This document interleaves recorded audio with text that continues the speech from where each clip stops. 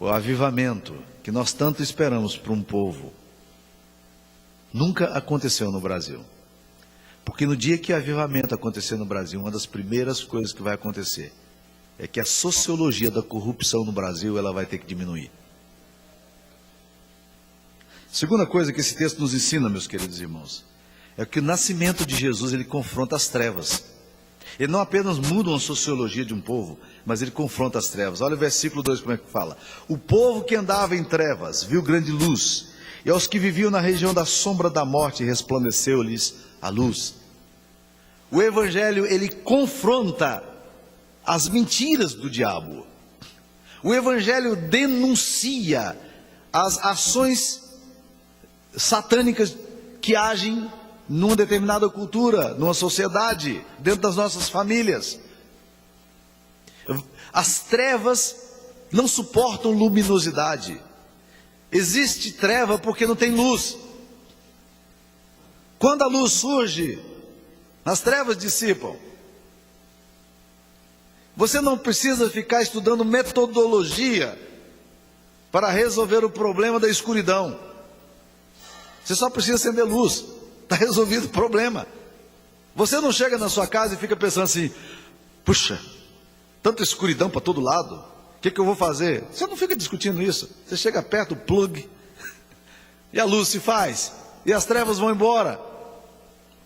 O evangelho, ele confronta as trevas. E eu gosto muito de um texto da primeira carta de João, no capítulo 3, versículo 8, que diz: para isto se manifestou o Filho de Deus, para destruir as obras do diabo. É muito interessante quando você vai lendo os evangelhos, que nas confrontações que Jesus tem com pessoas endemoninhadas, acontece uma coisa muito curiosa. Na medida em que Jesus caminha, e aquelas pessoas o veem, a palavra de Deus nos diz que aqueles espíritos malignos se revelam e adoram Jesus. Era uma tentativa de disfarce. E Jesus não se deixava iludir por aquilo. E ele os repreendia. Mas há uma frase impressionante de um confronto que Jesus tem com o endemoniado gadareno, quando eles chegam para ele, para Jesus, esses endemoniados, e falam: acaso vieste perder-nos antes do tempo que temos nós contigo, Filho de Deus?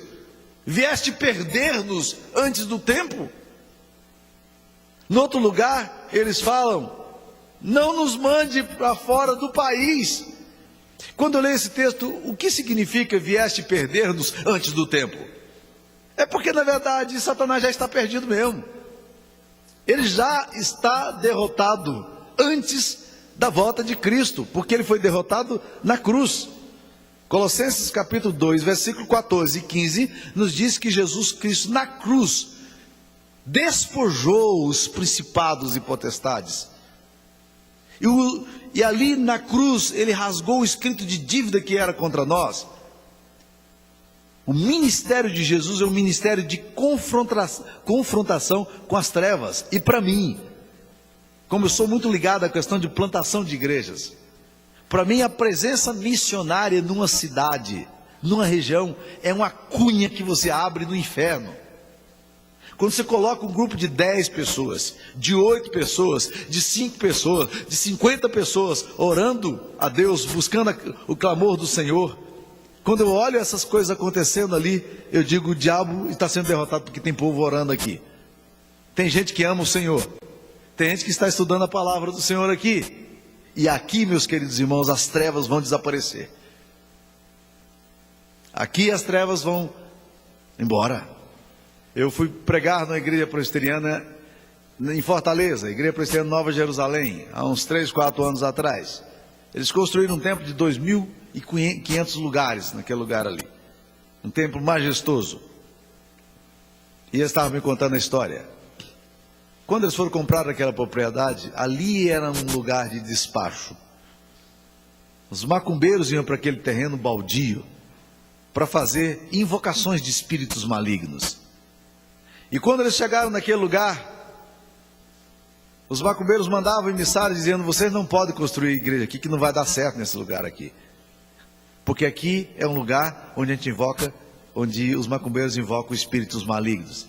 Eles disseram, não, nós precisamos plantar uma igreja aqui, porque aqui vai dar certo mesmo.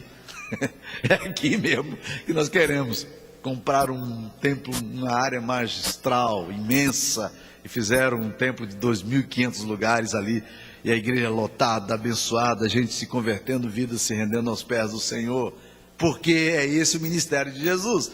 Quem anda em trevas vê grande luz, é esse o propósito.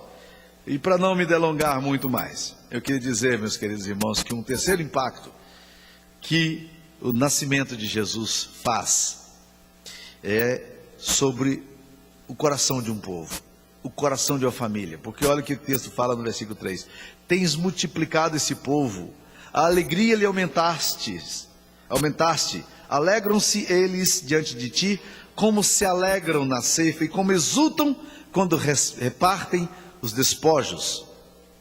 Duas figuras são usadas aqui. Uma delas, graças a Deus, eu não conheço, a não ser nos filmes que assisti e a não ser nos livros que li de história e nos romances. Mas ele está falando que tem um momento que é momento de muita alegria. É quando as pessoas voltam da guerra, como repartem os despojos. Era assim a política da guerra. As pessoas entravam numa nação, e a política da guerra é assim até hoje. Entra-se numa nação para tirar os despojos da nação. Muitas vezes com propósitos supostamente humanistas. Mas entra-se para tirar os despojos de uma nação. E assim faziam. E entravam ali naquele lugar, despojavam as pessoas, matavam as pessoas, roubavam as casas, arrombavam as famílias, arrancavam os cordões, as peças de ouro, traziam tudo. E quando chegavam em casa, os meninos todos ganhavam presentes caros, as esposas dos guerreiros ganhavam presentes caros, além do fato de estar vivo, ainda tinham muitos presentes. E era um momento de alegria para aqueles guerreiros malucos.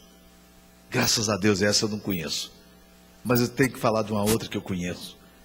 Porque eu nasci e convivi na roça durante toda a minha infância. E eu sei o que significa isso aqui. Alegram-se eles diante de ti como se alegram na ceifa. Ah, meus irmãos, quem viveu na roça sabe o que é dia de colheita. E quando eu leio esse texto aqui, as memórias minhas evocam no meu passado, que eu ia dizer longínquo, mas não vou dizer não, porque vocês vão achar engraçado, né? Meu passado recente, quando menino, ali no interior daquela cidade francesa onde eu nasci, Saint-Marie de Mutum, né? Santa Maria do Mutum, no leste de Minas, né? E nós então plantávamos. Arroz era uma coisa complicada, plantar arroz era no brejo, com sanguessuga na gente, negócio muito dolorido. Ninguém poderia imaginar que um dia nós teríamos arroz encerrado. Mas nós podíamos plantar outras coisas que davam bem na região. Café, feijão. E eu me lembro da cena que me vem quando eu falo de dia de colheita, é a cena do pátio da fazenda onde nós possuíamos. Porque aí colocava em dias de sol, trazia o feijão, que ainda às vezes estava meio úmido, e espalhava numa grande lona, no terreiro. E aí era espalhado aquilo ali para pegar o sol, para ressecar ainda mais a palha, e para ficar bem sequinho para fazer a colheita. E na hora que estava bem sequinho, aí era uma festa. Porque papai chamava os 5 filhos, os filhos dos meieiros, e via os meieiros, todo mundo, e nós tínhamos que ficar saltando em cima daquela colheita de feijão, às vezes montes de feijão, porque era mais fácil para colher. As coisas eram feitas artesanalmente, mas para nós aquele negócio era uma festa. Subir nos montes de feijão e pisar o feijão com o pé, e sair gritando, e menino empurrando um ao outro, aquela coisa maravilhosa. E daí um pouco os grãos saltavam então ali, e as pessoas iam fazendo a colheita, enchendo os sacos, enorme alegria, porque o trabalho tinha sido recompensado. É isso que a palavra de Deus está falando, é que a presença de Jesus nos traz alegria, como quando se faz uma colheita.